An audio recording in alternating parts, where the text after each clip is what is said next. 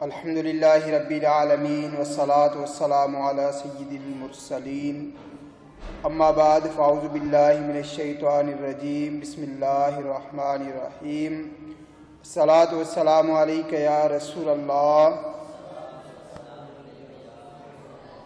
व अला आलिका व अस्हाबिका या हबीबल्लाह अस्सलातु वस्सलामु अलैका या नबियल्लाह वाला आलिका व अस्हाबिका या नूर अल्लाह नवैतु सुन्नतल एतिकाफ।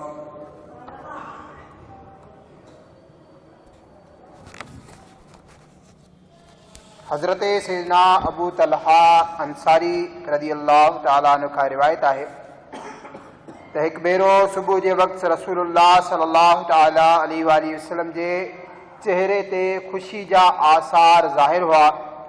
सहाबा किराम अलैहिम रिदवान अर्ज़ कयो, या रसूल अल्लाह सल्लल्लाहु तआला अलैहि वसल्लम, अॼु अवां निहायत ख़ुश नज़र अचो पिया। प्यारे आका मदीने वारे मुस्तफ़ा सल्लल्लाहु तआला अलैहि वसल्लम जन फरमायो, मूं वटि मुंहिंजे रब जे तरफ़ खां हिकु अचण वारो आयो ऐं मूंखे अर्ज़ कयो त अव्हां जो जेको उम्मती अव्हां ते हिकु भेरो दुरूद पाक पढ़ंदो, अल्लाह तबारक व तआला उन जे लाइ 10 नेकियूं लिखंदो, उन जा 10 गुनाह मिटाईंदो ऐं उन जा 10 दर्जा बुलंद फरमाईंदो ऐं उन ते एतिरी रहमत मोकिलींदो। उन पर दुरूद जिनको कसे बेकसा कहें, उन पर सलाम जिनको खबर बेखबर की है। सल्लू अलल हबीब सल्लल्लाहु तआला अला मुहम्मद सल्लल्लाहु तआला अलैहि वसल्लम। अॼोके बयान जो उन्वान आहे गौसे आज़म रहमतुल्लाह तआला अलैहि बहैसियत मुफ्ती आज़म। अचो गौसे पाक रहमतुल्लाह तआला अलैहि जे शरई मसलन में जेका महारत हुई उन जे मुतालिक़ ॿुधूं था त हुज़ूर गौसे पाक शेख अब्दुल कादिर जीलानी रहमतुल्लाह तआला अलैहि जा साहिबजादा हज़रत सैयदना अब्दुल रज़्ज़ाक़ जीलानी रहमतुल्लाह तआला अलैहि फरमाइनि था, हिकु भेरे इराक़ जे आलिम सगोरन वटि हिकु मसलो आयो त हिकु शख़्स पंहिंजी ज़ाल खे इहो चयो आहे त हू अल्लाह पाक जी अहिड़ी इबादत कंदो जेका उन वक़्तु सॼी ज़मीन ते को ॿियो शख़्स न करे रहियो हूंदो। जेकॾहिं उहो ईअं न करे सघियो त संदन घरवारीअ खे 3 तलाक़ूं। इन्हनि लफ़्ज़नि खां पोइ मुड़ुसु परेशान आहे त उन जी ज़ाल उन जे निकाह मां निकिरी न वञे ऐं कसम बि पूरो थी वञे। उन हीले जे लाइ इराक़ जे आलिमनि वटि वियो। इराक़ जे आलिमनि जॾहिं हिन मसइले खे ॿुधो पढ़ियो त सभई हैरान ऐं परेशान थी विया त अहिड़ी कहिड़ी इबादत आहे जंहिंखे उहो अकेलो ई करे सघे थो ऐं एतिरी वॾी दुनिया में कीअं ख़बर पवंदी त उहा इबादत हिन वक़्तु रूए ज़मीन ते सिर्फ़ु उहो ई करे रहियो आहे। इराक़ जे आलिमनि हिन जो जवाबु हासिल करण जे लाइ मसइलो सैयदी शेख अब्दुल कादिर जीलानी गौसे पाक रहमतुल्लाह तआला अलैहि जी बारगाह में पेश करे पुछियाऊं त उहो शख़्स छा करे ऐं कहिड़ी इबादत करे जो उन जी घरवारी तलाकनि खां बि बची वञे ऐं कसम बि न टुटे। पाक रहमतुल्लाह तआला अलैहि यकदम उन जो जवाब ॾींदे इरशाद फरमायाऊं त हीउ शख़्स मक्के शरीफ़ वञे ऐं तवाफ़ जी जॻह खे ख़ाली कराए अकेलो तवाफ़ करे, उन जो कसम बि पूरो थी वेंदो ऐं उन जी ज़ाल खे तलाक बि कान थींदी। हैरान और परेशान उलमाए किराम जॾहिं खेनि हिन जवाब खे ॿुधो त हैरान रहिजी विया ऐं संदन इल्म जी दाद ॾियण लॻा। मुफ्तीए शरअ भी है, काज़ीए मिल्लत भी है, इल्म असरार से माहिर भी है अब्दुल कादिर, मंबे पेज भी है, मजमा अफजाल भी है, मेरे इरफा का मुनव्वर भी है अब्दुल कादिर। अल्लाह की रहमत गौसे पाक है साहिब इज्जत, दरियाए करामत टल जाए मुसीबत, है बाइस बरकत है बहरे सखावत, फरमाओ हिमायत सरताप शराफत, सल्लु अलल हबीब सल्लल्लाहु ताला अला मुहम्मद सल्लल्लाहु ताला अलैहि वालिहि वसल्लम। सुभान अल्लाह। ए आशिकाने गौसे आजम ॾिठो हुआ असांजे गौसे पाक रहमतुल्लाह ताला अलैहि तलाक जो मसलो कीअं जल्दी हल फरमाए छॾियो, जो उनजो कसम भी पूरो थी वियो ऐं घरवारी खे तलाक भी कान थी। हुजूर गौसे पाक रहमतुल्लाह ताला अलैहि के फतवा नवेसी में वो कमाल हासिल हो जो उन वक्त जा वॾा वॾा उलमा फकीह ऐं मुफ्ती सगोरा भी सनन लाजवाब फतावा के ॾिसी करे हैरान थी वेंदा हुया। फतावा नवेसी जी तेजी जो आलम इहो जो कॾहिं भी का फतवा पाण वटि हिकु रात भी न रखियाऊं। सनन फक़ाह जो आलम इहो जो कॾहिं पाण खे फतवा ॾियण में गौरो फिक्र करण जी ज़रूरत ही पेश कान आई। पाण सवाल पढ़ंदे ही उनजो जवाब लिखण शुरू करे ॾींदा हुया। इराक जा आलिम सगोरा सनन फतावा जे दुरुस्त हुअण ऐं जवाब जी तेज़ी ते बेहद हैरान थींदा ऐं तमाम घणो साराहींदा हुआ। दुनिया जी कुंड कुर्छ खां पाण रहमतुल्लाह ताला अलैहि वटि फतावा ईंदा हुया जिनजा जवाब यकदम ऐं बिल्कुल सही अता फरमाईंदा हुआ। अल्लामा अब्दुल वहाब शारानी रहमतुल्लाह ताला अलैहि फरमाइनि था इराक जे आलिमन अॻियां गौसे पाक जा फतावा पेश थींदा हुया त उहे सनन इल्मी क़ाबिलियत ते तमाम घणो हैरान थींदा हुया ऐं उन्हनि जे ज़बाननि ते बेइख्तियार जारी थी वेंदो हो त उहा ज़ाते पाक आहे जंहिं संदसि खे अहिड़ी इल्मी नेमत सां नवाज़ियो आहे। सरकार गौसे पाक रहमतुल्लाह ताला अलैहि सिर्फ आलिम ऐं मुफ्ती न हुआ बल्कि इल्म जा समुंड हुया। समुंड संदसि खे सिर्फ इल्म फिक़ह ते ही महारत कान हुई बल्कि इल्म हदीस, इल्म तफसीर, इल्म नहव ऐं इल्म अदब वग़ैरह खोर उलूम ते भी मुकम्मल महारत हासिल हुई। सनन इल्म हदीस में महारत जो अंदाज़ो हिन ॻाल्हि मां लॻायो जो जॾहिं पाण इल्म हदीस हासिल करण मां फारिग थिया त संदन उस्ताद सगुरन हिननि लफ़्ज़नि में पंहिंजा तासुरात ॾिना त ए अब्दुल कादिर हदीस मुबारका जे अल्फाज़नि जी सनद त असां अव्हां खे ॾेई रहिया आहियूं जॾहिं त हक़ीक़त इहा आहे त हदीस जी माना ऐं मफ़हूम जो सम्झण असां अव्हां खां सिखियो आहे। सुभान अल्लाह, सुभान अल्लाह। मुंहिंजे गौसे पाक जी अज़मत जी छा ॻाल्हि कजे। इहो गौसे पाक जो शान आहे जो वो अल्फाजन जो इल्म तो पंहिंजे उस्तादन का हासिल कन था पर संदन उस्ताद उन अल्फाज में पोशीदा माना जे समुंड मां मोती कढण गौसे पाक का सिखन था। यो गौसे पाक जो ही शान है जो वो इल्म शरीयत उस्तादन का पिराइन पर अल्लाह जे राजन ते वाक़ियत उस्ताद संदन का वठन।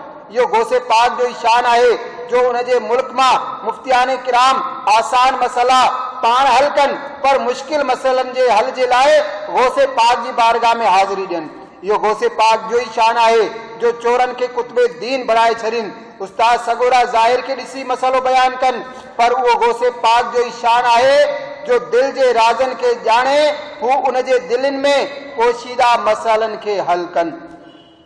अल्लाह पाक जी अता सां गौसे पाक जे मुरीदन के बिनी जहानन में इंशाअल्लाह शेख अब्दुल कादिर जीलानी रहमतुल्लाह ताला अलैहि जो सहारो हूंदो। आला हजरत जे खलीफा मौलाना मोहम्मद जमीलुर रहमान रज़वी रहमतुल्लाह ताला अलैहि पंहिंजे नातिया दीवान कबारे बख्शिश में केतरे प्यारे अंदाज में इनके लिखन था मुरीदी ला तखफ कहकर तसल्ली दी गुलामों को कयामत तक रहे बेखौफ बंदा गौसे आजम का बुलाकर काफिरों को देते हैं अबदाल का रुतबा। बुलाकर काफिरों को देते हैं अबदाल का रुतबा। हमेशा जोश पर रहता है दरिया गौसे आजम का।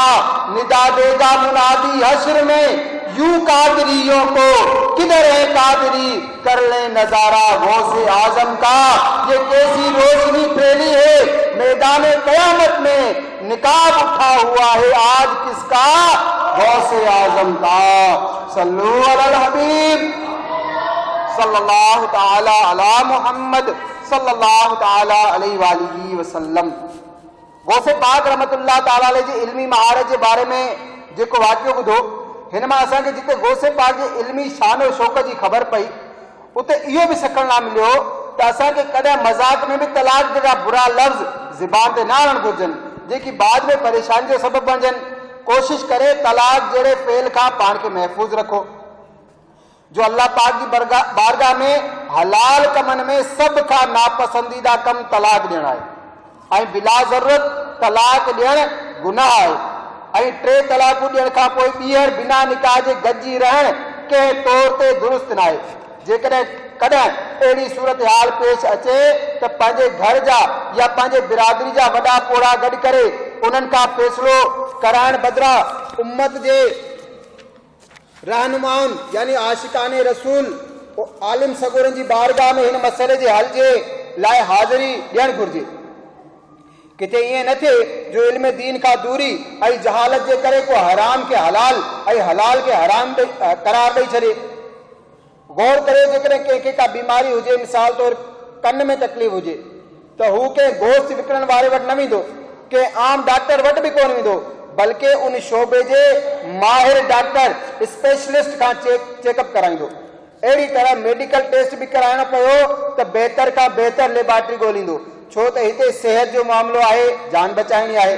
इहा आशिकाने रसूल ईमान तमामु घणी क़ीमती शइ आहे।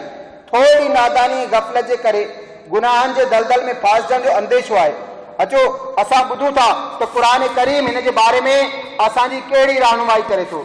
सिपारे 14 सूरह नहल जी आयत नंबर 43 में इरशाद रब्बानी आहे, तर्जुमो कंजुल ईमान, त ए इंसानो इल्म वारनि खां पुछो जेकॾहिं तव्हांखे इल्म नाहे।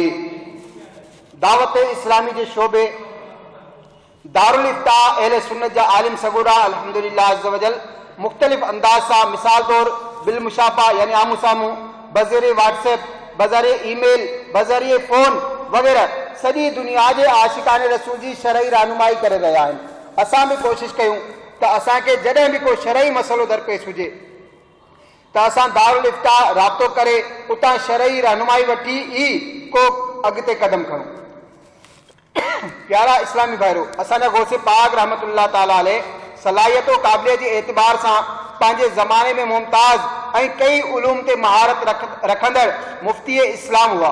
मुंहिंजे गौसे पाक जे वसफ़नि मां इहो बि आहे त संदन खे क़ुरान और हदीस ते महारत हासिल हुई ऐं संदन खे केतिरी महारत हासिल हुई। अचो ॿुधूं था।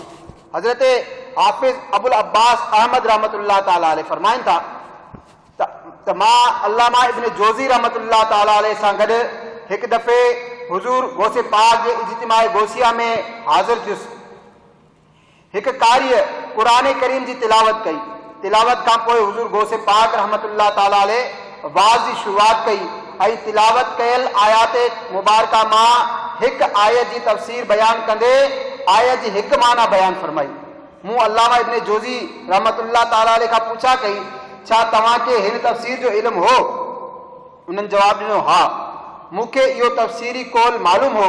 उन खां पोइ हुज़ूर गौसे पाक रहमतुल्लाह ताला अलैह हिकु हिकु करे 11 तफ़सीरी कौल बयान कया। मुंहिंजे पुछण ते हर भेरे अल्लामा इब्न जोज़ी रहमतुल्लाह ताला अलैह फरमाईंदा रहिया त इहे तफ़सीरी कौल बि मूंखे मालूम हुया। हाफ़िज़ अबुल अब्बास रहमतुल्लाह ताला अलैह फरमाइनि था त हुज़ूर गौसे पाक रहमतुल्लाह ताला अलैह उन हिकु आयत मुबारका जा 40 तफ़सीरी कौल बयान कया ऐं हर कौल जे कायल यानी चवण वारे जो नालो बि ॿुधायो। पर 11 तफ़सीरनि खां बाद हर तफ़सीर जे बारे में मुंहिंजे पुछण ते अल्लामा इब्न जोज़ी न में मथो लोॾींदा चवंदा रहिया, इहा तफ़सीर मुझे इल्म में नाहे। कोई उनके रुतबे को क्या जानता है, मोहम्मद के हैं जानशी गौसे आजम। तुझे सब ने जाना, तुझे सब ने माना, तेरी सब में धूमें मची गौसे आजम। तेरी जात से ए शरीयत के हामी, तरीकत की रमजें खुली गौसे आजम। शरीयत तरीकत के हर सिलसिले में है, तेरी ही नहरें बही गौसे आजम। सल्लू अलल हबीब सल्लल्लाहु ताला अला मुहम्मद सल्लल्लाहु ताला अलैहि वालिहि वसल्लम। प्यारा प्यारा इस्लाम भाइरो ॾिठो आहे वहाँ असांजे गौसे पाक रहमतुल्लाह ताला अलैह जो इल्मी शान त पाण हिक ही वक्त में हिक आयत मुबारका बाबत 40 तफसीर बयान कया, जंहिंमां 29 तफसीर अल्लामा इब्न जोज़ी रहमतुल्लाह ताला अलैह जे इल्म में भी न हुया। जॾहिं त अल्लामा इब्न जोज़ी रहमतुल्लाह ताला अलैह वक्त जा निहायत वॾा आलिम ऐं इमाम हुया। पाण रहमतुल्लाह ताला अलैह इल्म कुरान, इल्म हदीस, इल्म फिक़्ह, जुग्राफिया, इल्म तिब, तारीख, तफसीर, इल्म नुजूम, हिसाब, लुगत ऐं नहव वग़ैरह खां अलावा ॿियनि खोड़ उलूम ऐं फ़ुनून में भी सारा अलाए किताब लिखिया। संदन तसानीफ़ जो तादाद 300 खां वधीक ॿुधायो वेंदो आहे, जंहिंमें कई त जिल्दनि ते मुश्तमिल आहिनि ऐं कुझु रिसाला भी शामिल आहिनि। इमाम इब्न कुदामा हंबली रहमतुल्लाह ताला अलैह फरमाइनि था, इमाम इब्न जोज़ी हाफिजुल हदीस भी हुआ। इहो भी ॿुधो त हाफिजुल हदीस कंहिंखे चवनि था? 1 लख हदीस सगोरियूं सनद सां यादि करण वारो हाफिजुल हदीस हूंदो आहे। पर वक्त जा एॾा वॾा इमाम हुअण बावजूद अल्लामा इब्न जोज़ी रहमतुल्लाह ताला अलैह के हुजूर गौसे पाक जे बयान कयल 40 तफसीरी कोलन मां सिर्फ 11 जे बारे में ख़बर हुई, जॾहिं त जैसा हुजूर गौसे पाक रहमतुल्लाह ताला अलैह जे इल्मी समुंड जी बेपनाह गहराई जो अंदाजो लगाए सघिजे थो। आला हज़रत फरमाइनि था, वाह क्या मर्तबा ए गौस है बाला तेरा, वाह क्या मर्तबा ए गौस है बाला तेरा, ऊंचे ऊंचों के सरों से कदम आला तेरा, सर भला क्या कोई जाने के है कैसा तेरा, ओलिया मलते हैं आंखें वो है तलवा तेरा। हजरत अल्लामा अबुल हसन अली तशनुफी रहमतुल्लाह ताला अलैह फरमाइनि था त हजरत सैयदना शेख अब्दुल कादिर जीलानी रहमतुल्लाह ताला अलैह 13 उलूम में बयान फरमाइंदा हुया। सनन मदरसे में माण्हू खेन खां तफसीर, हदीस, फिक़्ह ऐं इल्मुल कलाम वग़ैरह पढ़ंदा हुया। मंझंदि खां पहिरियां ऐं बाद ॿई वक्त माण्हुनि खे तफसीर, हदीस, फिक़्ह, कलाम, उसूल ऐं नहव पढ़ाईंदा हुया ऐं ज़ोर खां पोइ तजवीद ऐं क़िराअत सां क़ुरान करीम पढ़ाईंदा हुया। ख़बर पई त असांजा गौसे पाक रहमतुल्लाह ताला अलैह कई उलूम फ़ुनून में ज़बरदस्त महारत रखंदा हुया।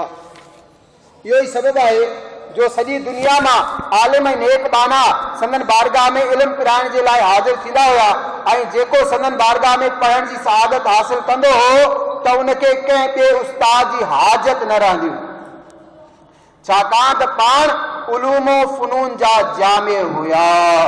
सल्लू अलल हबीब सल्लल्लाहु ताला अला मुहम्मद सल्लल्लाहु ताला अलैहि वालिहि वसल्लम।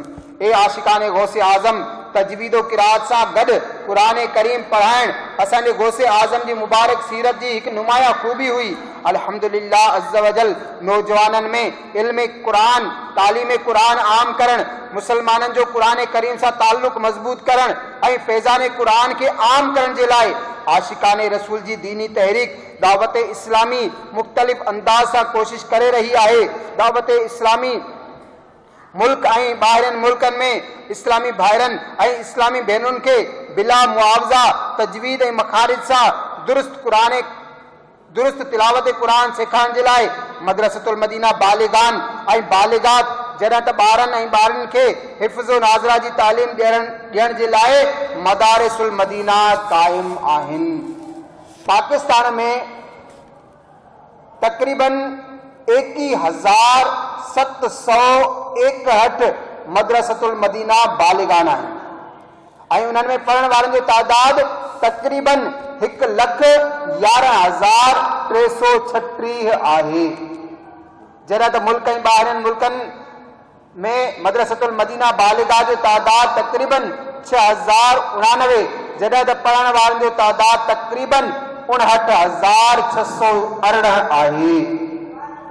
जिन जगहनि ते क़ुरान करीम पढ़ाइण वारा आसानी सां नथा मिलनि या पढ़ण वारनि खे ऑनलाइन क़ुरान करीम पढ़ण में आसानी आहे, उन्हनि जे लाइ फैज़ान ऑनलाइन अकेडमी भी मौजूद है। फैज़ान ऑनलाइन अकेडमी जे 39 ब्रांचुनि में पाकिस्तान का अलावा ॿियनि कई मुल्कनि मां तक़रीबन 17,209 शागिर्द ऐं शागिर्दियाणियूं पढ़ी रहिया आहिनि। अल्हम्दुलिल्लाह अज़्ज़ वजल हिन वक़्तु मुल्क ऐं ॿाहिरियनि मुल्कनि में ॿारनि ऐं ॿारनि जा तक़रीबन 4,201 मदारिसुल मदीना क़ाइम आहिनि, जिन में तक़रीबन 1,96,348 ॿार ऐं ॿारियूं हिफ़्ज़ ऐं नाज़रा जी तालीम साबि मुफ़्त में हासिल करे रहिया आहिनि। हींअर ताईं कमो बेश 3,59,569 छोकिरा ऐं छोकिरियूं हिफ़्ज़ क़ुरान करण ऐं नाज़रा क़ुरान करीम पढ़ण जी सआदत माणे चुका आहिनि। अचो अॼु असां इहा नियत कयूं था त असां पाण बि दुरुस्त क़ुरान करीम पढ़ण सिखंदासीं, पंहिंजे घर जे समूरनि भातियुनि खे बि दुरुस्त क़ुरान करीम पढ़ण सेखारींदासीं इंशाअल्लाह अज़्ज़ वजल। अचो अल्लाह पाक जी बारगाह में दुआ घुरूं था, अता हो शौक मौला मदरसे में आने जाने का, अता हो शौक मौला मदरसे में आने जाने का, खुदाया ज़ौक़ दे कुरान पढ़ने का पढ़ाने का। सल्लू अलल हबीब सल्लल्लाहु ताला अला मुहम्मद सल्लल्लाहु ताला अलैहि वालिहि वसल्लम। अजीम मुहद्दिस बरे सगीर में हदीस शरीफ के आम करण वारा शेख अब्दुल हक मुहद्दिस देहलवी रहमतुल्लाह ताला अलैह जन लिखियो है तो हजरत मुफर्रज बिन नबहान शेबानी रहमतुल्लाह ताला अलैह फरमाइन था तो जॾहिं हजरत सैयदना शेख अब्दुल कादिर जीलानी मशहूर थी विया तो बगदाद जे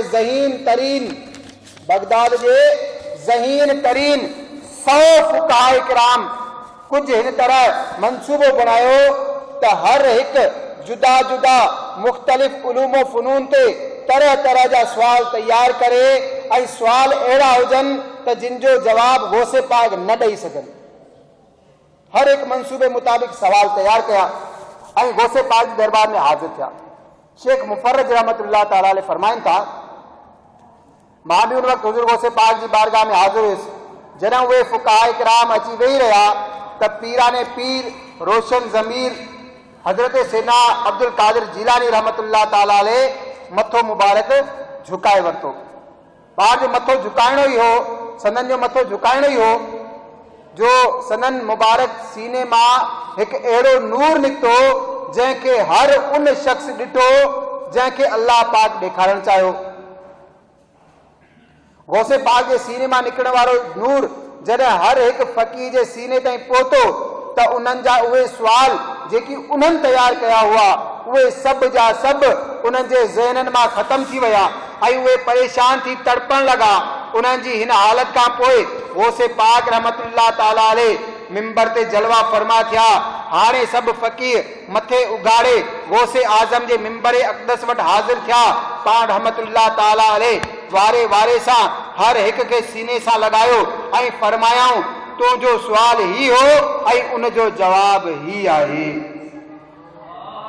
इहे हिकु हिकु करे सभिनी जा मसला ऐं उन्हनि जा जवाब इरशाद फरमायाऊं। शेख मुफर्रज रहमतुल्लाह ताला अलैह फरमाइनि था त जॾहिं मजलिस मुबारक ख़तम थी त मां उन्हनि फुक़हा खां पुछियो ही छा माजरो आहे। उन्हनि ॿुधायो त जॾहिं असां उते अची वेठासीं त यकदम सभु कुझु ईअं विसरी वियो जीअं असांखे कुझु ईंदो ई न हुजे। उन करे असां रड़ियूं कयूं ऐं पंहिंजा कपिड़ा फाड़िया, पर जॾहिं गौसे पाक रहमतुल्लाह ताला अलैह असांखे पंहिंजे मुबारक सीने सां लातो त असां मां हर हिकु जो इल्मु वापसि आयो ऐं उन खां बि वधीक हैरत अंगेज़ ॻाल्हि ही आहे त हुज़ूर गौसे पाक असांजे सुवालनि जा उहे जवाब इरशाद फरमाया जेकी पहिरियां असांजे इल्म में बि न हुआ। अमीर अहले सुन्नत आशिक गौसे आज़म गौसे पाक से घनी मोहब्बत करण वारा गौसे पाक की शानो अजमत बयान करण वारा गौसे पाक के शान में खोड़ सारी मनकबत लिखण वारा शान गौसे आज़म बयान कंदे लिखन था वाकिफ़े हिकमतो असरार हैं गौसे आज़म दिल के भेदों से खबरदार हैं गौसे आज़म नाइबे अहमद मुख्तार हैं गौसे आज़म और सब वलियों के सरदार हैं गौसे आज़म। सल्लू अलल हबीब। ए आशिकाने गौसे आजम, असाने गौसे पाक शेख अब्दुल कादिर जीलानी रहमतुल्लाह ताला अलैह के इल्म दीन में वो अजीम मर्तबो ये ना मिलो, बल्कि हुजूर गौसे पाक रहमतुल्लाह ताला अलैह इल्म दीन हासिल करण जे लाए 40 सालन ताईं घणी मेहनत कई, घर घाट छड़े जंगलन जो गाह ऐं रुखी मानी खाई गुजारो कयाऊं ऐं जरा इहो समूरियूं ये तमाम मुसीबतूं बर्दाश्त कयूं त अल्लाह पाक सनन के उहो रुतबो अता फरमायो जो वडन वडन ओलिया जे गर्दनन ते सनन कदम मुबारक आहे, बल्कि सनन मुबारक कदमन जी मुबारक तरियन के अखिन ते लगाए पंहिंजे अखिन के मुनव्वर कन था। तेरा रुतबा अल्लाह अकबर सरों पर कदम ओलिया ने लिया गौसे आजम। सल्लू अलल हबीब सल्लल्लाहु ताला अला मुहम्मद सल्लल्लाहु ताला अलैहि वालिहि वसल्लम। प्यारा इस्लामी भाइरो, असांखे भी घुर्जे त हुजूर गौसे पाक रहमतुल्लाह ताला अलैहि जे मिशन ते हलंदे पंहिंजे दिल में इल्म दीन हासिल करण जो शौक़ पैदा करियूं ऐं उन जे ज़रिए पंहिंजी ऐं सॼी दुनिया जे माण्हुनि जी इस्लाह जी कोशिश करियूं। यादि रखो, इल्म दीन ई अल्लाह पाक जी सुञाणप कराए थो। इल्म दीन ई सां रब जी रज़ा हासिल थींदी आहे। इल्म दीन ई सां अल्लाह पाक जो ख़ौफ़ नसीब थींदो आहे। इल्म दीन ई सां इंसान खे मुआशिरे जो सुठो फर्द बणाए सघे थो। इल्म दीन ई जे करे मखलूक खुदा उन बाने सां मोहब्बत करण लगे थी। इल्म दीन ई जे करे इंसान के इज्जत ऐं शराफत हासिल थींदी आहे। इल्म दीन ई जे करे अल्लाह पाक जी इबादत दुरुस्त थी सघे थी ऐं इल्म ई जे करे इंसान तकवा ऐं परहेज़गारी इख्तियार करे थो। असां गौसे पाक रहमतुल्लाह ताला अलैह जिया मुजाहिदात नथा करे सघूं, पर हिम्मत हारण बदिरां इल्म दीन जे हुसूल जे लाइ थोड़ी घणी कोशिश ज़रूर करे सघूं था। प्यारा इस्लामी भाइरो, अल्लाह पाक हुजूर गौसे पाक रहमतुल्लाह ताला अलैह खे बेशुमार बरकतुनि सां नवाज़ियो हो। हुजूर गौसे पाक रहमतुल्लाह ताला अलैह खे कुरान करीम जो इल्म भी ॾिनो वियो, हदीस जो भी इल्म हुयो। इल्म लदुनी जे नेमत सां भी सरफराज हुया, ज़ाहिरी उलूम सां गॾोगॾु बातिनी उलूम सां भी माला माल हुया। इल्म लदुनी उहो इल्म जेको बिना के दुनियावी उस्ताद जे सिधो सौ अल्लाह पाक जे तरफ़ां अता कयो वञे। पाण रहमतुल्लाह ताला अलैह के केतिरो इल्म लदुनी हुयो। अचो हिन बाबत संदन ई जो हिकु फरमान ॿुधूं था। जी हज़रत शेख बज़ाज़ रहमतुल्लाह ताला अलैह फरमाइनि था, हुजूर गौसे पाक रहमतुल्लाह ताला अलैह हिकु भेरे मूंखे ॿुधायो त अल्लाह पाक मुंहिंजे लाइ यानी गौसे पाक जे लाइ इल्म लदुनी जा 70 दरवाज़ा खोले छॾिया आहिनि। हर दरवाज़ो ज़मीन और आसमान जे वुसअतुनि खां भी घणो वसी आहे। हिकु दरवाज़े जो दरमियानी फ़ासिलो ज़मीन ऐं आसमान जे वुसअतुनि खां भी वधीक आहे। सुभान अल्लाह। अल्लाह पाक असांजे गौसे पाक खे केतिरे क़द्र इल्म लदुनी सां माला माल फरमायो हो ऐं गौसे पाक रहमतुल्लाह ताला अलैह जे इल्म लदुनी जे वुसअत केतिरी हुई, शान छा हो। अचो हिकु हिकायत ॿुधो, उन सां अव्हांखे गौसे पाक जे इल्म लदुनी जो अंदाज़ो थींदो। सरदारे सिलसिले सोहरवर्दिया हज़रत शहाबुल हक वद्दीन उमर सोहरवर्दी रहमतुल्लाह ताला अलैह फरमाइनि था, मूंखे इल्म कलाम जो तमामु घणो शौक़ु हो। मूं उन फ़न जे किताबनि खे हिफ़्ज़ करे उन फ़न में ख़ूब महारत हासिल करे वरिती हुई। मुंहिंजे चाचे हज़रत सैयदी नजीबुद्दीन अब्दुल काहिर सोहरवर्दी रहमतुल्लाह ताला अलैह हिकु ॾींहुं मूंखे साण करे बारगाह गौसियत में पेश करण जे इरादे सां घरां निकिता। वाट ते मूंखे फरमायाऊं, ए उमर, असां हींअर उन हस्ती जी बारगाह में हाज़िर थियण पिया वञूं जिन जी दिल अल्लाह पाक जे तरफ़ां ख़बर ॾींदी आहे। ॾिस, उन जी बारगाह में मोहतात रहिजा त जीअं सनन दीदार सां बरकत माणे सघी। जॾहिं असां बारगाह में हाज़िर थियासीं त मुंहिंजे पीर सैयदी नजीबुद्दीन अब्दुल काहिर सोहरवर्दी रहमतुल्लाह ताला अलैह हुजूर गौसे आज़म रहमतुल्लाह ताला अलैह खे अर्ज़ कयो, ए मुंहिंजा आका, ही मुंहिंजो भाइटो इल्म कलाम जे शौक़ में मुब्तला थी चुको आहे ऐं हिन फ़न जा कई किताब हिफ़्ज़ कया अथसि। मां मना कया थो पर मञे नथो। हुजूर गौसे पाक रहमतुल्लाह ताला अलैह मूंॾां मुतवज्जह थी करे फरमायाऊं, ए उमर, तूं इल्म कलाम में कहिड़ा कहिड़ा किताब यादि कया आहिनि। मूं अर्ज़ कयो, फलाणा फलाणा फलाणा।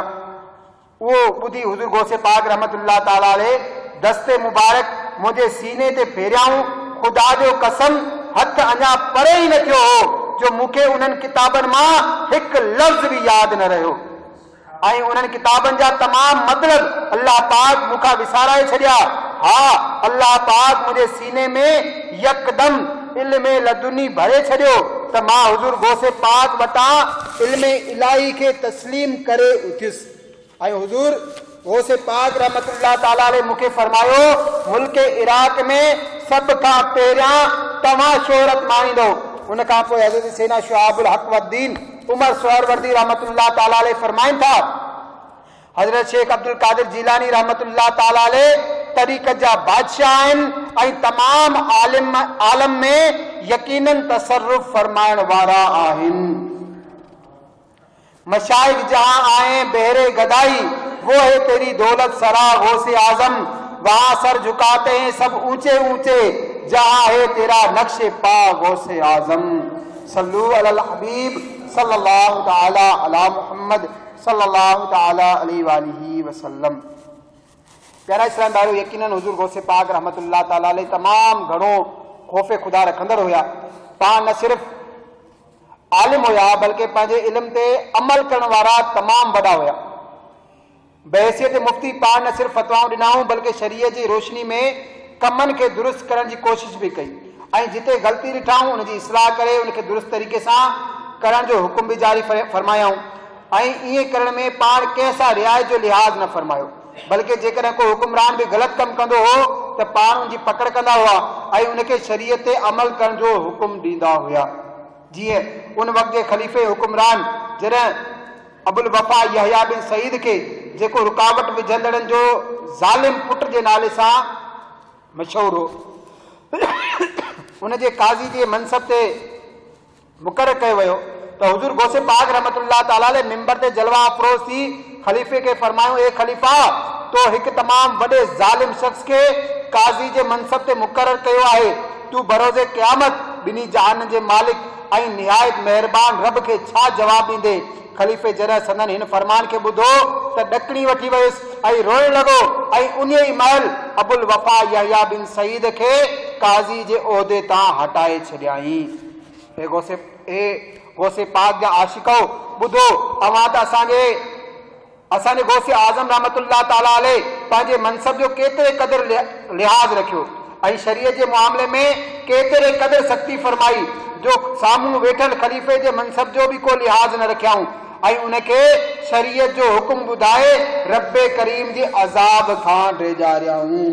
सल्लु अलल हबीब सल्लल्लाहु ताला अला मुहम्मद सल्लल्लाहु ताला अलैहि वसल्लम। प्यारा प्यारा इस्लाम भाइयों, पाण खे नेक बणाइण ऐं शरीयत ते हलाइण जो हिकु तरीक़ो इहो भी आहे त असां सभई दावत इस्लामी जे दीनी माहौल सां वाबस्ता थी मदनी मुज़ाकरनि हफ़्तावार इज्तिमाअनि में अव्वल त आख़िर पाबंदी सां शिरकत जी कोशिश करियूं, मदनी काफ़िलनि में सफ़र करियूं, नेक आमाल ते अमल करियूं, दरसे फैज़ान सुन्नत ऐं बयानात में शिरकत करियूं ऐं आशिकान रसूल जी दीनी तहरीक दावत इस्लामी जे दीनी माहौल सां वाबस्ता रही 12 दीनी कमनि में हिस्सो वठूं ऐं पंहिंजी क़बर ऐं आख़िरत खे संवारण जी कोशिश करियूं। 12 मदनी कमनि मां हिकु मदनी कम नेक आमाल।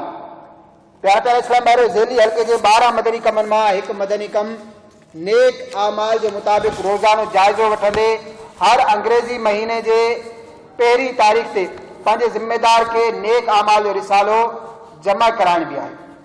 यादि रहे, नेक आमाल ते पाण अमल कंदे ॿियनि आशिकान रसूल में नेक आमाल जा रिसाला तक़सीम करण ऐं पोइ महीनो ख़त्म थियण ते उन्हनि खां वठण भी असांजी ज़िम्मेदारी आहे। 12 मदनी कमनि मां हिन दीनी कम नेक आमाल जी तफ़सीली मालूमात ॼाणण जे लाइ मकतबतुल मदीना जे रिसाले नेक आमाल जो मुतालो करियो। तमाम इस्लामी भाइर ऐं ख़ासि करे ज़िम्मेदार हिन रिसाले जो लाज़मी मुतालो कनि। इहो रिसालो मकतबतुल मदीना जे बस्ते तां तलब फरमायो ऐं दावत इस्लामी जी वेबसाइट ते तां हिन खे पढ़ी ऐं डाउनलोड भी करे सघिजे थो। सल्लु अलल हबीब सल्लल्लाहु ताला अला मुहम्मद सल्लल्लाहु ताला अलैहि वसल्लम। प्यारा प्यारा इस्लाम भाइयों, अचो शेख तरीक़त अमीर सुन्नत दामत बरकातुहुल्लाह अलैहि जे रिसाले 163 मदनी गुल मां ज़ुल्फ़न ऐं मथे जे वारनि जे बारे में कुछ मदनी गुल ॿुधूं था। नबी करीम सल्लल्लाहु तआला अलैहि वसल्लम जा मुबारक जुल्फ कॾहिं अधु कन मुबारक ताईं त कॾहिं कन जी मुबारक लो यानी पापड़ी ऐं कॾहिं कॾहिं वधी वेंदा हुआ त मुबारक कुलनि खे झूमंदे चुमण लॻंदा हुआ। हज़रत अल्लामा मौलाना मुफ्ती मोहम्मद अमजद अली आज़मी रहमतुल्लाह ताला अलैह फरमाइनि था मर्द खे जाइज़ न आहे त औरतुनि वांगुरु वार वधाए। कुझु सूफ़ी सॾाईंदड़ वॾियूं वॾियूं चोटियूं वधाईंदा आहिनि जेकी उन्हनि जे सीने ताईं नांगनि वांगुरु हेॾे होॾे थींदियूं आहिनि ऐं कुझु चोटियूं बि ॿधंदा आहिनि ऐं जूड़ो यानी औरतुनि वांगुरु वार कंध ते गॾु करे ॾंढ लॻाईंदा आहिनि। इहो नाजाइज़ कमु ऐं शरीयत जे ख़िलाफ़ आहे। नंढड़ियुनि ॿारनि जा वार बि मर्दाना अंदाज़ सां न कटायो। नंढपिण खां ई उन्हनि खे ज़नाना वार रखण जो ज़हन ॾियो। अल्लाह तबारक व तआला खां दुआ आहे जेको कुझु ॿुधोसीं असांखे उन ते अमल करण जी तौफ़ीक़ अता फ़रमाए। आमीन जाए नबी अमीन सल्लल्लाहु तआला अलैहि वसल्लम। सल्लू अलल हबीब।